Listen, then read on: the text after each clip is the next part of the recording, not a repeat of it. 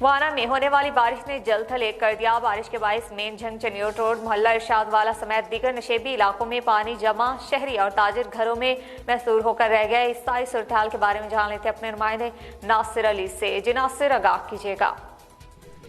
जी बिल्कुल, होने वाली बारिश ने जल थल एक कर दिया। जंग चनियोट रोड, गलियों मोहल्ले बाजार तालाब का मंजर पेश करने लगे हैं। गलियों बाजार मोहल्लों में पानी जमाव से शहरी घरों में मशहूर होकर रह गए हैं। मेरे साथ शहरी मौजूद हैं, इनसे बात करते हैं। सर बताइएगा, हुकूमत और इंतजामिया से क्या मुतालबा है?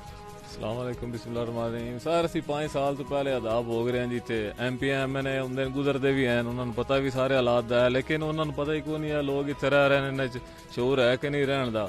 बाकी ये भी सानू ग्रांट थुड़ा के ते चले जाते हैं, 5 साल बाद मुलाकात करते हैं जिस टाइम वोट लैन इतने आ जाते हैं।